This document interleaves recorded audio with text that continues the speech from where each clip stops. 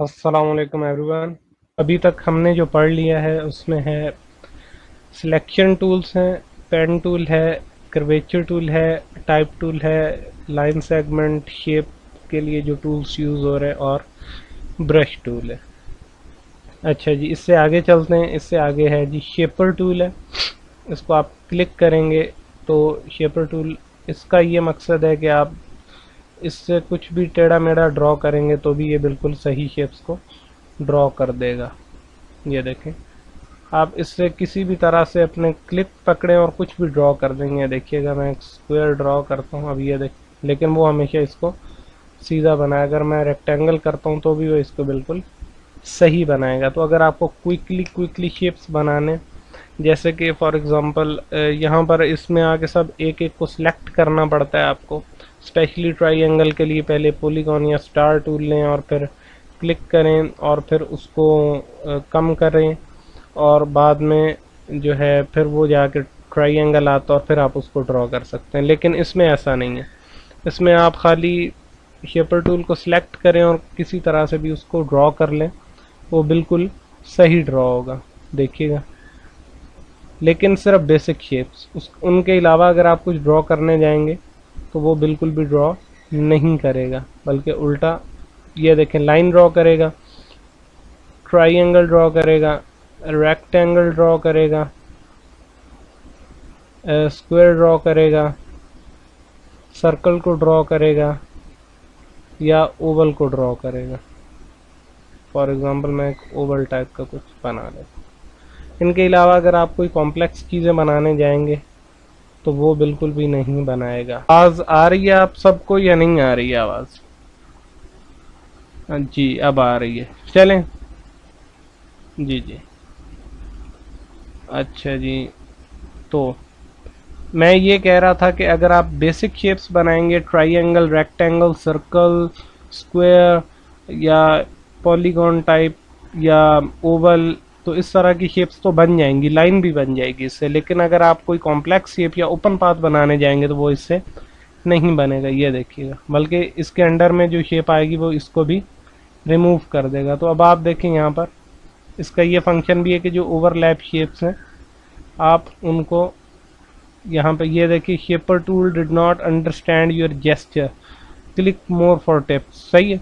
तो इस तरह की जो चीज़ें हैं वो उसे समझ नहीं आती हैं। ये देखें, अब यहाँ पर अगर आप ये देखेंगे ओवरलैप है, और अगर आप ऐसा करेंगे तो ये वाला ऊपर आ जाएगा और वो वाला नीचे चला जाएगा। तो इस तरह के भी कुछ शेप, कुछ इसमें फंक्शंस हैं। ये देखें, वो हिस्से जो है इसके गायब हो गए। अगर आप कोई ऐसा पाथ बनाएंगे तो ये वाला हिस्सा गायब हो जाएगा, डिलीट हो जाएगा। सही। ये देखें, देख रहे हैं? तो आप इससे,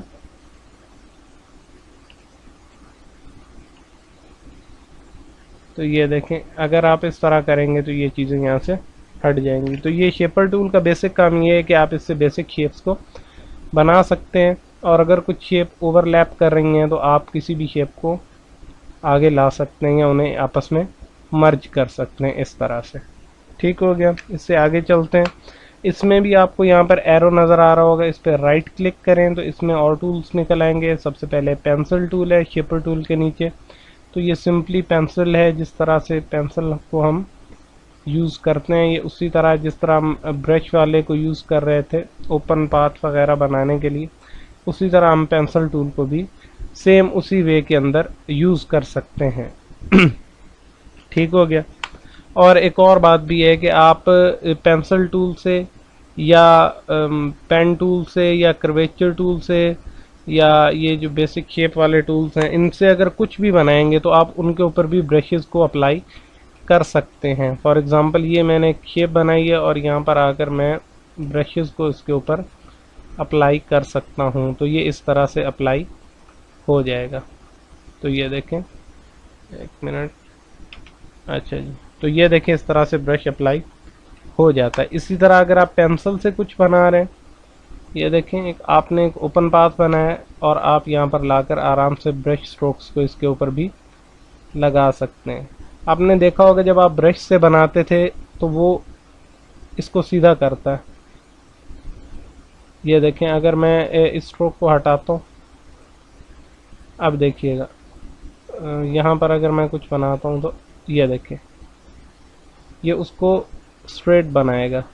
ये इस तरह से ये जो एजेस नज़र आ रहे हैं ना इस लाइन की साइडों में, वो नहीं रहेंगे, वो स्मूथ हो जाएंगे।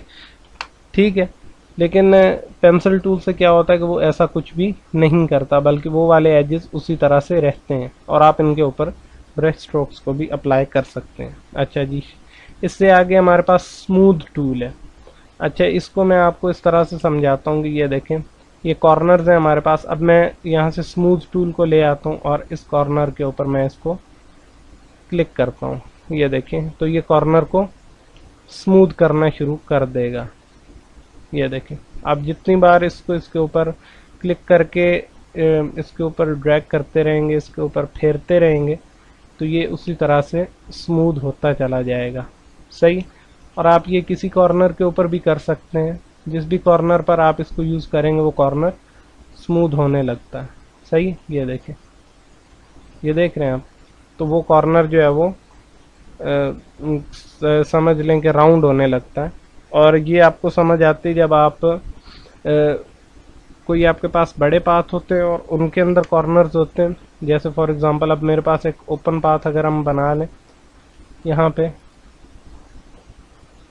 और ये देखें कि यहाँ पर जो है वो ये कॉर्नर आ गया, तो आप इस कॉर्नर को स्मूथ करना चाहते हैं तो आप स्मूदर टूल को यूज़ कर सकते हैं। सही। आप इसमें जिस तरह से इसको चलाते जाएंगे ये उसको बेंड कर, उसको कर्व करता जाएगा या स्मूथ करता जाएगा। अच्छा जी, इससे आगे पाथ इरेजर टूल है, उसका काम मैं आपको दिखा देता हूँ। ये अब आपके पास ये जो चारों लाइनें हैं रेक्टेंगल की, ये पाथ है। सही। अब पाथ इरेजर टूल से आप क्या कर सकते हैं, इस पाथ को इरेज कर सकते हैं। ये देख रहे हैं आप, तो इतना पाथ जो है वो आप चाहें तो कहीं से भी पाथ को इरेज कर सकते हैं। आप देख रहे होंगे कि ये अब सामने से काम नहीं कर रहा है। इसमें हम काम कर रहे थे तो ये देखिए ये सामने से काम कर रहा था, लेकिन अगर इसमें देखें तो ये बैक साइड से काम कर रहा है। आपने देखा होगा कि आप वो जो लेड पेंसिल जिसे हम कच्ची पेंसिल कहते हैं, उनके पीछे रबर लगी होती थी। सही है, तो उससे हम कुछ भी कोई लाइंस वगैरह ड्रॉ करते थे तो उससे उसको इरेज कर सकते थे। तो ये पाथ इरेजर जो टूल है ये ऑलमोस्ट उसी तरह का काम कर रहा है। और ये देखें, इसीलिए इसको, अच्छा एक और कमाल की बात है, अब ये देखें ये यहाँ पर काम नहीं कर रहा है। क्यों काम नहीं कर रहा है यहाँ पर? क्योंकि ये एरिया सिलेक्टेड नहीं है। अगर ये सिलेक्टेड होगा और फिर आप इसको लेकर आएंगे तो ही ये यहाँ पर काम करेगा। ठीक है। और अच्छा जी, ठीक है, तो इस सिलेक्शन का आपने हमेशा ध्यान रखना है। जो चीज़ सिलेक्टेड होगी टूल्स सिर्फ उस पर काम करेंगे, जो चीज़ सिलेक्टेड नहीं होगी टूल्स उस पर काम नहीं करेंगे। अच्छा जी, आगे चलते हैं। उसके बाद है जी, एक मिनट, इसको वापस ले आते हैं जो हमने डिलीट किया है अनडू करके। अच्छा जी, जॉइन टूल है हमारे पास और ये क्या करता है, ये जॉइन करता है ऑफ कोर्स जैसे उसमें, लेकिन ये यहाँ पर भी काम नहीं कर रहा क्योंकि दोनों को सिलेक्टेड होना चाहिए। सही। ये देखें अब भी काम नहीं कर रहा। क्यों काम नहीं कर रहा? ज्वाइन सिर्फ वही दो पॉइंट्स होंगे जो एक दूसरे के नज़दीक होंगे। जो पॉइंट्स बहुत दूर होते हैं एक दूसरे से, उनको ज्वाइन करना जो है वो आसान नहीं होता। मोस्ट ऑफ द टाइम जो है ज्वाइन टूल को हम यूज़ ही नहीं करते। इसके बजाय हम क्या करते हैं, डायरेक्ट सिलेक्शन को लेकर आते हैं और इन दो पॉइंट्स को फॉर एग्जांपल हमने ज्वाइन करना है, तो हम यहाँ पे राइट क्लिक करेंगे तो यहाँ पर ऑलरेडी हमारे पास ज्वाइन का ऑप्शन है। हम इसको क्लिक करते हैं तो ये आपस में ज्वाइन हो जाते हैं। इसलिए ज्वाइन टूल हो गया और इस तरह की जो चीज़ें, बहुत सारी टूल्स जो हैं वो हम उतना ज़्यादा यूज़ नहीं करते क्योंकि उनका उतना ज़्यादा यूज़ नहीं होता। तो हम क्या करते हैं कि डायरेक्टली हम जो है वो ज्वाइन इसमें मौजूद है। इसमें एक और चीज़ मौजूद है, वो भी मैं आपको दिखा देता हूँ। अब दो पॉइंट्स को सिलेक्ट, ये याद रखिएगा आपको दो पॉइंट्स को सिलेक्ट करना है। अगर आप सिलेक्शन टूल को ले आएंगे और दोनों पाथ को, जो बड़े बड़े पाथ हैं, उन दोनों को सिलेक्ट करके फिर ज्वाइन करेंगे तो ये, एक मिनट, अच्छा जी, ये देखें अब सिर्फ यहाँ से ज्वाइन हो रहा है, यहाँ से ज्वाइन नहीं हो रहा, इसको अलग से ज्वाइन करना पड़ेगा। इसलिए सेफ्टी इसी में होती है कि आप जो है वो अलग अलग इनको ले आए। फॉर एग्जांपल अगर आपने यहाँ पर 2 लाइनें लगा रखी हैं, चलें लाइन इस तरह से लगा लेते हैं, और फिर एक लाइन यहाँ पे लगा लेते हैं। अब देखिएगा, आप इन दोनों को सिलेक्ट करके अगर ज्वाइन करेंगे तो ये इस तरह से इनके बीच में, ठीक है। तो ये देख रहे हैं आप, एक नीचे और एक ऊपर है, ये ऐसे टेढ़ा सा है। तो आप क्या कर सकते हैं, इन दोनों को सिलेक्ट करें पॉइंट्स को और इनको करें एवरेज। यहाँ पर ये पूछेगा हॉरिजॉन्टल, वर्टिकल या बोथ, आप बोथ पे करें, ओके करें तो ये ऑलरेडी एक दूसरे के साथ मिल जाएंगे। लेकिन ये अब ज्वाइन यहाँ पर नहीं है। ये देखेंगे एक अलग लाइन है और ये वाली एक अलग लाइन है। तो अब क्या करेंगे, इन दोनों पॉइंट्स को फिर से सिलेक्ट करें और ज्वाइन कर दें। तो अब देखेंगे यहाँ पर आपको कॉर्नर विजिट भी नज़र आ रही होगी कि ये पाथ अब ज्वाइन हो चुके हैं। इसलिए हम डायरेक्टली ज्वाइन नहीं करते, बल्कि दोनों को सिलेक्ट करते हैं, दोनों पॉइंट्स को, और सिलेक्ट करके हम करते हैं एवरेज, बोथ, और उसके बाद हम करते हैं ज्वाइन। तो ये क्या होता है, इस तरह से फिर कोई प्रॉब्लम हमें नहीं फेस करना पड़ता। वरना अगर हम इन्हें डायरेक्टली ज्वाइन करेंगे तो इनके बीच में इस तरह से पाथ बन जाएगा जो कि ऐसे रफ सा लगता है, टेढ़ा सा। तो इस चीज़ को अवॉइड करने के लिए आप पहले एवरेज कर सकते हैं। तो इस तरह के टूल्स जो हैं हमारे पास, जो जॉइन टूल है इसको भी हम ज़्यादा यूज़ नहीं करते, पाथ इरेजर को भी, क्योंकि अगर हमें कोई पॉइंट्स उसमें से डिलीट करने हैं तो हम इससे अगले टूल पर जाएंगे, और वो टूल है हमारे पास इरेजर टूल। आप इरेजर टूल पे क्लिक करें और ये बिल्कुल इरेजर की तरह ही काम करेगा, जिस तरह कोई भी सिंपल इरेजर काम करता है। तो जहाँ पर भी आपको कोई चीज़ इरेज करनी है, कोई पाथ, तो ये पाथ को वहाँ से इरेज करता रहेगा। सही। तो आप चाहें तो पूरे पाथ को ही इरेज कर सकते हैं। ये देखें। अच्छा, इस मैं एक बार फिर से बना लेता हूँ, चलें जी। और फिर आप क्या करेंगे, अब मैं एक और पॉइंट आपको समझाता हूँ। अगर आप ये करेंगे तो आप देखेंगे कि ये एक अलग से लाइन बनाएगा यहाँ पर, और यहाँ पर एक लाइन अलग से बनाएगा। इसका मतलब ये वाली शेप अलग हो गई है और ये वाली शेप अलग हो गई है। सही है। फिर से देख लें, ऐसा नहीं करेगा कि दरमियान में लाइन जो है वो गायब हो जाए। ये देखेंगे पूरे पूरे क्लोज्ड शेप्स बनाएगा। तो जहाँ पर भी हम इरेजर टूल को यूज़ करेंगे, मैं कंट्रोल वाई में दिखा रहा हूँ आपको कि जब आप ऐसा करते हैं तो ये लाइंस बना देता है, और उनमें एंकर पॉइंट्स भी उसी तरह हिसाब से लगाता है जिस हिसाब से आपने वहाँ पर क्लिक करके उसको ड्रैग किया था। तो ये कोई ओपन पाथ्स जो है वो नहीं छोड़ता, बल्कि क्लोज्ड शेप्स बनाता रहता है। अच्छा जी, इसको अंडू करते हैं और इस पर भी राइट क्लिक करते हैं। इसमें सीजर टूल है।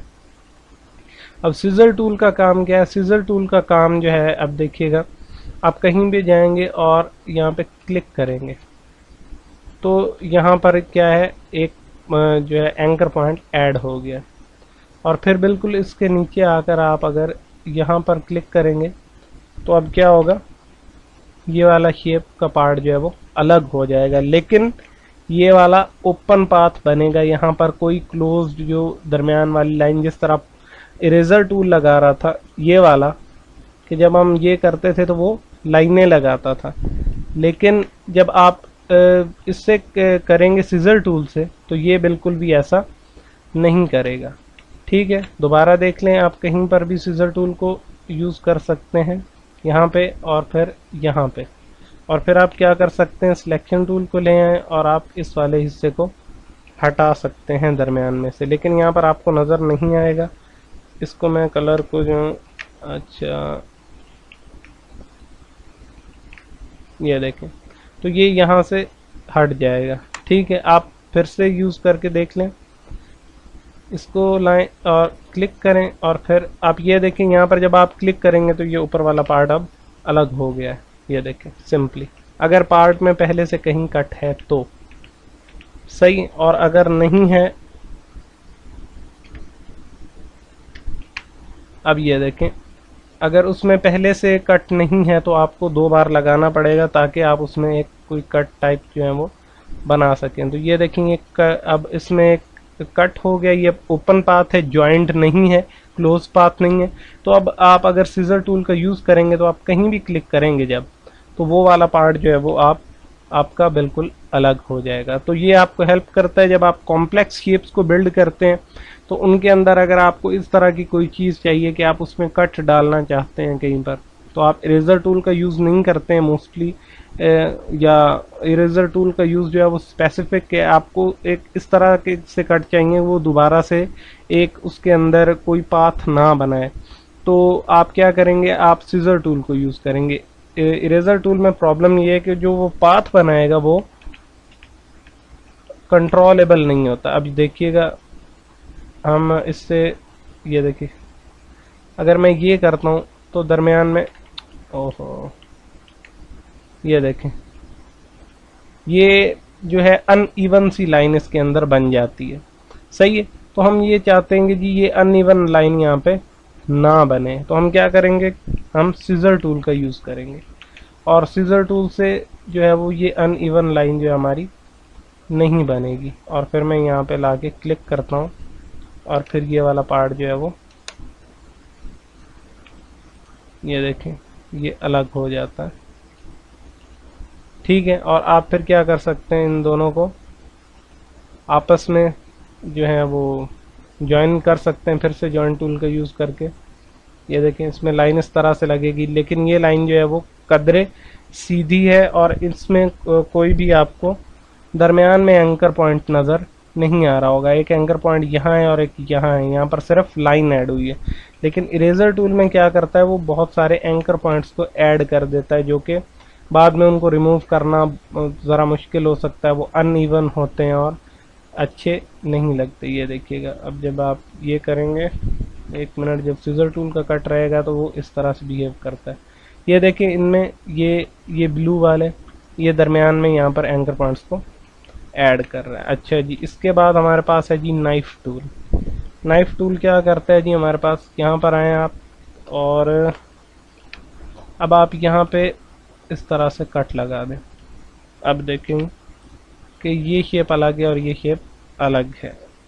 अब ये देखें, ये भी उसी तरह जिस तरह इरेजर टूल जो है वो अलग अलग इसमें क्लोज शेप्स बना रहा था, लेकिन वो अलग अलग शेप्स हो जाती थी, ये भी वही काम कर रहा है। अब सवाल ये है कि पहले अगर इरेजर टूल अवेलेबल है तो ये नाइफ टूल हमारे पास क्यों है। आप देखें, इरेजर टूल में जब आप इरेज करते हैं तो एक गैप आ जाता है बीच में, ये गैप आप देख रहे हैं, ये उतना ही है जितना इरेजर टूल का साइज है। सही, आप डबल क्लिक करेंगे तो ये आप पर निकल आएगा, तो आप इसके एंगल को चेंज कर सकते हैं इरेजर टूल पे, आप इसकी राउंडेडनेस को चेंज कर सकते हैं और आप इसके साइज़ को भी चेंज कर सकते हैं, लेकिन इसका कुछ ना कुछ साइज़ आपको रखना ही पड़ेगा। तो उतने साइज़ का मैं, एक मिनट, ये देखें, अब आपको सही नज़र आएगा। जब आप ये करेंगे तो इतना गैप आ जाएगा जितना आपके पास इरेजर टूल का साइज़ है। सही, लेकिन नाइफ टूल क्या करता है कि वो गैप बिल्कुल भी नहीं डालता। जब आप ये कट करेंगे तो वो स्मूथली, उसमें आप अगर साइड पे क्लिक करेंगे तो आप यहाँ पर देखेंगे कि बिल्कुल भी गैप नहीं है। ये देखिए, दो शेप्स अलग हो गई हैं लेकिन गैप नहीं है। ठीक है, तो ये इनका काम है कि इरेजर टूल इरेज करता है, सीजर टूल जो है वो उसके अंदर एंकर पॉइंट्स को ऐड करेगा जहाँ से शेप्स जो है वो कट हो जाएगी, और नाइफ टूल जो है वो इस तरह से उसके अंदर कट को ऐड करेगा कि उसमें गैप नहीं होगा, जो इरेजर टूल उसमें गैप डालता है। अच्छा जी, एक बार हम लोग रिपीट कर लेते हैं आज कि हमने क्या देखा। हमने सबसे पहले देखा कि शेपर टूल क्या काम करता है, कि उससे हम सिंपली शेप्स को क्विकली जो है वो बना सकते हैं। तो क्या होता है कि फॉर एग्जांपल अगर मुझे ट्राइंगल बनानी है तो मैं पहले पॉलीगॉन टूल पे जाऊंगा, फिर क्लिक करूंगा, क्लिक को होल्ड करूंगा, फिर डाउन एरो की को प्रेस करूंगा और फिर हमारे पास ट्राइंगल आएगी, और फिर मैं उसको शिफ्ट प्रेस करूंगा, तब जाके ट्राइंगल बनेगी। लेकिन इसमें ऐसा नहीं है। इसमें क्या है कि मैं क्विकली शेपर टूल को ले आता हूँ और डायरेक्टली यहाँ पर टेढ़ी मेढ़ी से ट्राइंगल बना देता हूँ, तो वो उसको ऑटोमेटिकली सीधा कर देगा। ये देखें, आप कितनी भी टेढ़ी मेढ़ी ट्राइंगल बनाएं वो बिल्कुल इसको सीधी ही बनाएगा। इसी तरह ये देखें, स्क्वायर, रेक्टेंगल आप कितने भी उल्टे सीधे बनाएं, ओवल्स आप कितने भी उल्टे सीधे बनाएं, वो उनको बिल्कुल, सर्कल्स को बिल्कुल सीधा बनाएगा। ठीक हो गया। तो ये काम था। और फिर मैंने बताया कि अगर कोई शेप्स ओवरलैपिंग होंगी तो वो उनको ऐड भी कर सकता है। और ये देखिएगा यहाँ पे, ये देखें शेप्स आपस में ऐड हो गई हैं। और अगर आप ऐसे किसी शेप पे करेंगे तो वो वहाँ से उसको रिमूव भी कर सकता है। ये देखें, इनको रिमूव कर दिया। ये देखें, तो वो दोनों शेप्स रिमूव हो गई, सिर्फ वही पार्ट रह गया जो यहाँ पर ओवरलैप हो रहा था। तो इस तरह के इसके डिफरेंट काम है, बट मोस्टली इसको हम यूज़ करते हैं क्विकली शेप्स को ड्रॉ करने के लिए, लेकिन सिर्फ बेसिक शेप्स को। अच्छा, उसके बाद हमने देखा कि पेंसिल टूल जो था वो बिल्कुल सिंपल पेंसिल की तरह काम कर रहा था। इसके कुछ यूज़ हैं आगे जाके, लेकिन वो जब हम एडवांस लेवल पर जाएंगे जहाँ पर हम शेप्स को बिल्ड करेंगे तो वहाँ पर देखेंगे कि पेंसिल टूल जो है वो कभी कभी जब हम शेप बिल्ड कर लेते हैं तो उनकी जो लाइंस हैं वो हमें एडजस्ट करनी होती है, तो वहाँ पर हम पेंसिल टूल को यूज़ करके उनकी लाइन को एडजस्ट करते हैं, लेकिन वो एडवांस लेवल पे है। उसके बाद मैंने स्मूथ टूल के बारे में बताया कि अगर आपके पास कोई इस तरह से कॉर्नर्स हैं, और चले मैं इसको कलर कर लेता हूँ ताकि नज़र आए, और तो आप क्या करते हैं कि स्मूथ टूल का यूज़ करते हैं तो वो कॉर्नर्स को स्मूथ कर देता है। सही। अच्छा जी, it is not working right now. चलें हम दोबारा शेप को ड्रॉ करते हैं। अच्छा जी, और फिर ये देखें काम नहीं कर रहा है। ठीक है, तो ये चीज़ हमेशा याद रखिएगा। ये देखें, अगर आप देखें तो आपको लग रहा होगा कि ये बिल्कुल भी काम नहीं कर रहा, लेकिन अब देखें यहाँ पर कितने एंकर पॉइंट्स हैं, 1 2 एंड 3। और जब आप इसको चलाना शुरू करेंगे तो ये क्या करेगा, एंकर पॉइंट्स को ऐड करना शुरू कर देगा। और इस तरह से फिर आप इसको अगर चलाते रहेंगे तो ये इस तरह से इसको स्मूथ करना शुरू कर देगा। ये देखें, स्लोली स्लोली आप इसको यूज़ करते रहें और ये बिल्कुल उसको स्मूथ करता जाएगा। लेकिन इससे भी बेटर और भी टूल्स हैं, वो मैं इंशाल्लाह आगे आपको बताऊंगा, वो इससे बेहतर हैं। आप जो है वो क्विकली कुछ ऑप्शंस को यूज़ करेंगे और वो जो आपके बेंड हो जाएंगी चीज़ें। फॉर एग्जांपल पहले तो हम डायरेक्टली विजेट्स को ही यूज़ कर सकते हैं। या देखिए यहाँ पर विजेट है, तो जो भी कॉर्नर होगा वहाँ पर विजेट आएगी, तो हम डायरेक्टली उसको राउंड कर सकते हैं। लेकिन जब हम कॉम्प्लेक्स शेप्स बनाते हैं तो उनमें हमें थोड़ी थोड़ी राउंडेडनेस चाहिए होती है, थोड़ा सा कर्व चाहिए होता है, लेकिन हमारे पास जो है वो विजेट नहीं आ रहा होता है। तो इस तरह के जो सिचुएशंस है उनमें स्मूथ टूल को यूज़ किया जाता है। अच्छा जी, उसके बाद हमने देखा कि जी पाथ इरेजर टूल था, वो क्या करता था, पाथ को इरेज कर देता था। ये देखें, और इस तरह पाथ इरेजर जो है वो पाथ को इरेज करता रहेगा। अब ये देखेंगे अलग अलग हो गए हैं, ये पहले एक साथ थे। अगर मैं डायरेक्ट सिलेक्शन को लाऊंगा तो मैं इनमें से एक को अलग से चूज़ कर सकता हूँ। ठीक हो गया। अच्छा जी, उसके बाद हमारे पास इससे नेक्स्ट था जो है वो ज्वाइन टूल था, वो ज्वाइन करता था। ये देखें इस तरह से, ये देखें वापस ज्वाइन हो गया। ये देखें, लेकिन क्या हुआ कि एक एंकर पॉइंट जो है वो वहाँ पर रह गया, लेकिन ये आपस में ज्वाइन हो गए।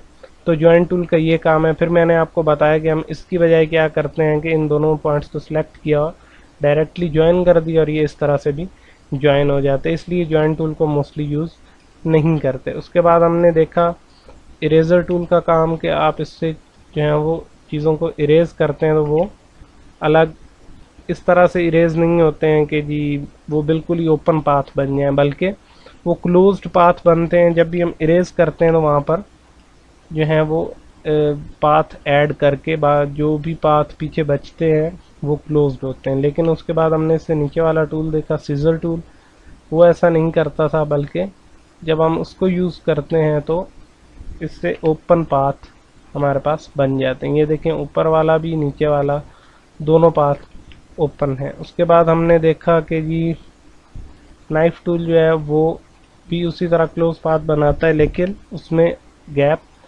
नहीं होता। ये देखें, जब आप इसको यूज़ करेंगे तो गैप आएगा, लेकिन जब आप इसको यूज़ करेंगे तो गैप नहीं आएगा। तो डिफरेंट सिचुएशंस में डिफरेंट यूज़ हो सकता है। अच्छा, तो ये आज की क्लास थी। अगर आप लोगों को कोई क्वेश्चन है तो आप लोग पूछ सकते हैं। जी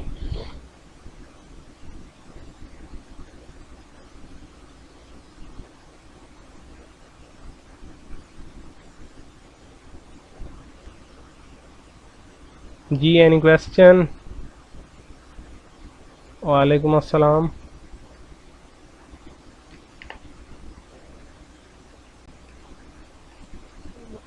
जी जी, अंडू जो है वो कंट्रोल जेड से। जी, एनी अदर क्वेश्चन? अच्छा, इसमें जो है अंडू जो है वो कंट्रोल जेड से, और अगर आपने रीडू करना है तो वो फिर शिफ्ट कंट्रोल जेड से होता है, कंट्रोल वाई से नहीं होता। कंट्रोल वाई से वो वायर फ्रेम मोड में चला जाता है, और अगर आपको रीडू करना है तो आपको करना पड़ेगा शिफ्ट कंट्रोल जेड, और अगर आपको अंडू करना है तो कंट्रोल जेड करते हैं। जी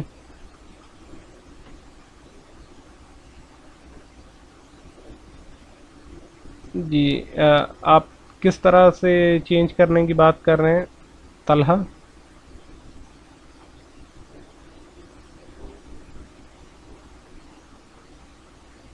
किस तरह से कलर को चेंज करने की, स्वैप करने की बात कर रहे हैं आपस में? समझ नहीं आ रही है।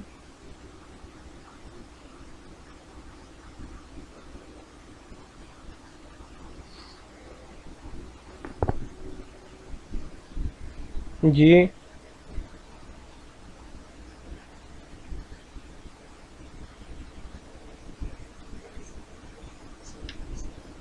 वही, हाँ जी, कंट्रोल वाई।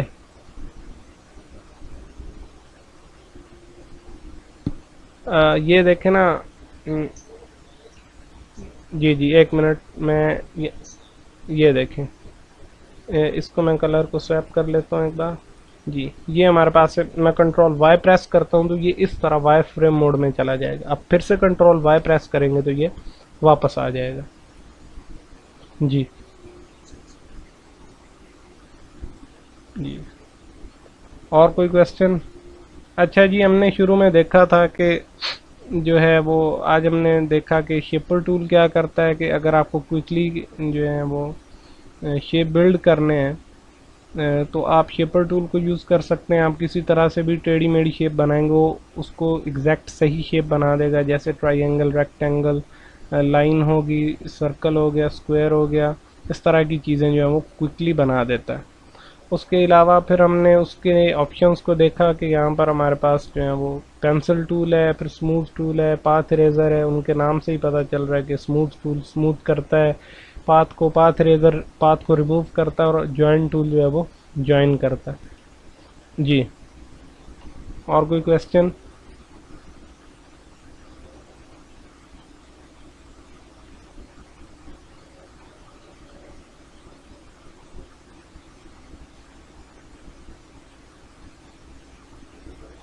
वालेकुम अस्सलाम।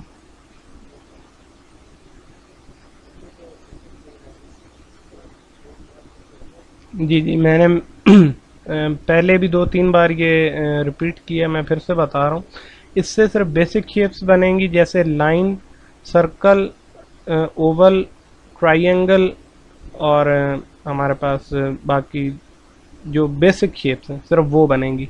कोई एक्स्ट्रा शेप, कोई ओपन पाथ, कोई। जी जी, नहीं नहीं, पॉलीगॉन भी बन जाएंगी, लेकिन सिर्फ बेसिक क्लोज्ड शेप्स बनेंगी हमारे पास, ओपन शेप नहीं बनेगी। और जो ये देखें ना, यहाँ पर जो शेप्स मौजूद हैं वो मोस्टली हमारे पास यहाँ पे बन जाती हैं। ये देखें,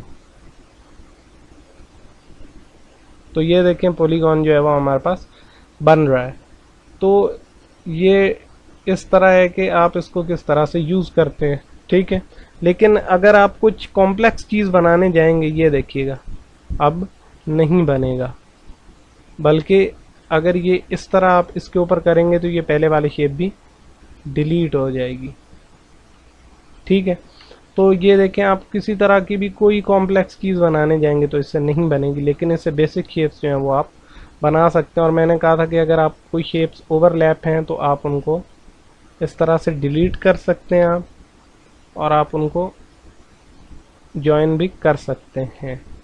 ये देखें, ये आपस में जॉइन हो जाएंगी। अगर आप इसको करना चाहते हैं तो ये यहाँ से रिमूव हो जाएगी। जॉइन होने का मकसद है कि वो मर्ज हो जाएगी तो गायब हो जाएगी, नज़र नहीं आएगी।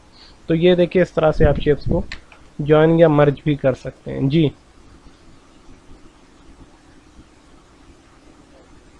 जी, और कोई क्वेश्चन किसी का?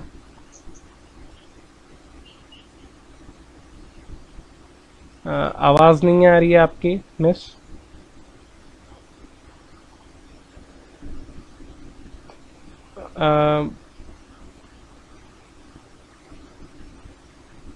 आवाज़ नहीं आ रही है आपकी। आप या तो टाइप कर दें क्वेश्चन को, ताकि हम पढ़ के उसको जो है आंसर। जी, आवाज़ कट रही है आपकी, आवाज़ कट रही है आपकी।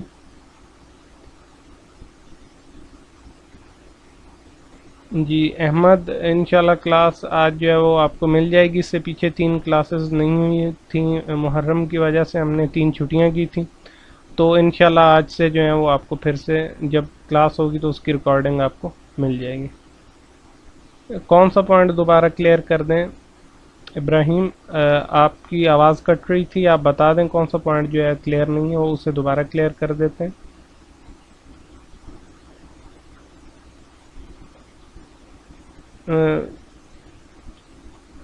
अभी कौन सा पॉइंट बताया? आप अपना क्वेश्चन कर लेना कि आपको ये जानना है, तो मैं आपको बता दूंगा।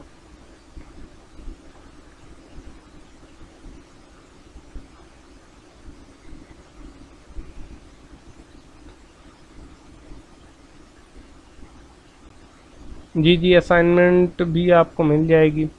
3 दिन क्लास नहीं हुई थी, इस वजह से जो है वो सब कुछ रुका हुआ था। इंशाल्लाह अब आपको मिल जाएगा। जी जी, शेप को मर्ज करना। कौन सी शेयर कर दें लिंक फरवा?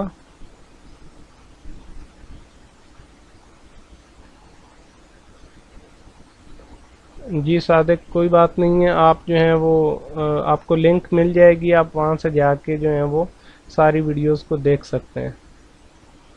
जी जी, वो लिंक आपको दोबारा शेयर कर देंगे। अच्छा जी, शेप को मर्ज करने वाली बात मैं आपको फिर से बता देता हूँ। ये शेपर टूल को आप लें हैं और ये 2 शेप्स बना लें जो ओवरलैपिंग हो एक दूसरे पर, ये देखें। और अब आप यहाँ पर कोई भी ऐसा उल्टा सीधा पाथ जो है वो बनाएंगे जिसमें, ये देखें, अगर आप सीधा बनाएंगे तो सीधा लाइन बनेगा, लेकिन कोई ऐसा पाथ बनाएंगे जो कि बनाया नहीं जा सकता इससे, तो ये क्या करेगा, 2 ओवरलैपिंग शेप्स को मर्ज कर देगा। ये देखें, फिर से देख लें, कोई ऐसा पाथ जो ये बना नहीं सकता। अगर मैं सिर्फ सीधी लाइन बनाऊंगा तो ये लाइन बना देगा, लेकिन अगर आप इस तरह का पाथ बनाएंगे तो ये इन 2 शेप्स को आपस में मर्ज कर देगा। ये देखें, अब दोबारा से ऐसा ही हो। अब क्या कर सकते हैं आप, ये देखें, अगर आप ये करेंगे तो अब ये नीचे वाली शेप्स जो हैं वो रिमूव भी कर देगा, ठीक है। तो ये 2 शेप्स आपस में मर्ज हो गई। फिर से देख लें, मैं इनको डिलीट कर देता हूँ, मैं दोबारा शेप्स बनाता हूँ। ये देखें, ये बनाया और मैंने ये बनाया, ये आपस में यहाँ पे देखें ये मर्ज हो गई। अगर आप फिर करेंगे तो ये इसमें से, ये देखें, अब ये कम्प्लीटली एक दूसरे के साथ मर्ज हैं। इससे पहले ये इनके दरमियान में लाइन इस तरह से दिखा रहा था कि यहाँ पर ये 2 लाइंस हैं, लेकिन अगर आप अब करेंगे तो ये वो 2 लाइंस यहाँ से रिमूव हो जाएंगी, ठीक है। ये देखें, जब आप इसको यहाँ पे लेकर जाएंगे तो अब भी ये कंप्लीट शेप्स हैं, लेकिन अगर आप एक बार फिर से शेपर टूल को इस तरह से यूज़ करेंगे, एक मिनट, ये देखें, तो अब अगर आप वार फ्रेम में जाएंगे तो अब भी दिखा रहा है, लेकिन यहाँ से ये एक मिनट, यहाँ पर ये बिल्कुल भी इसको शो नहीं करेगा। एक मिनट, ये देखें।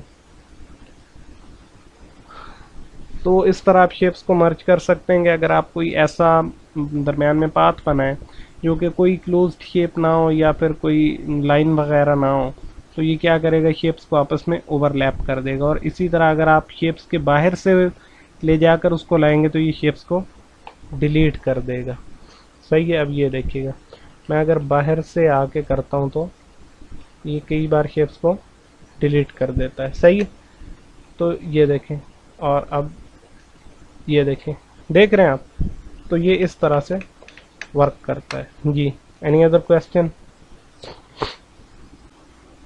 2 मिनट रह गए, अगर किसी ने कुछ पूछना है तो पूछ लें, वरना हम क्लास को एंड कर देते हैं। अच्छा, आपको असाइनमेंट जो है जो भी वो आपको मिल जाएगी, तो आप जो है वो प्रैक्टिस करते रहें। प्रैक्टिस बहुत ज़रूरी है और प्रैक्टिस से ही सारा कुछ होता है। आस्ते आस्ते जब ये हमारे टूल्स कंप्लीट हो जाएंगे तो फिर मैं इंशाल्लाह आपको ब्रीफ्स वगैरह दूंगा कि जो रियल काम जो है, जब क्लाइंट्स जो हैं वो आपसे किस तरह से, वो आपको क्या देंगे और आपने उसको किस तरह से इंटरप्रेट करना है और किस तरह से चीज़ों को बनाना है, शेप्स डिफरेंट बनाने और किस तरह से उनसे बातचीत करनी है। इन सब के बारे में फिर हम आगे बात करेंगे इंशाल्लाह। जब इसके बाद थियरीज़ आएंगी, थ्योरीज़ के बाद फिर मैं इंशाल्लाह आपसे, आपके जो भी सिलेक्टेड लोग होंगे, मैं आपके साथ रहूँगा इंशाल्लाह। आपको जो है वो सपोर्ट प्रोवाइड करूँगा, जो भी मेरा नॉलेज है उसके मुताबिक जो भी मुझे आता है वो मैं आपको इंशाल्लाह सारा कुछ सिखाऊंगा। तो प्रैक्टिस बस आपने करनी है। अगर आप प्रैक्टिस करते रहेंगे तो इंशाल्लाह आप जो है वो टीम में सिलेक्ट हो सकते हैं। इसमें कोई ऐसा कोई फार्मूला नहीं चाहिए, सिर्फ आप जो है वो प्रैक्टिस करें ताकि आपको काम जो है वो आता हो। तो सबको सब कुछ क्लियर है। वीडियो आपको इंशाल्लाह मिल जाएगी। आज की क्लास के लिए यही था। अल्लाह हाफ़िज़।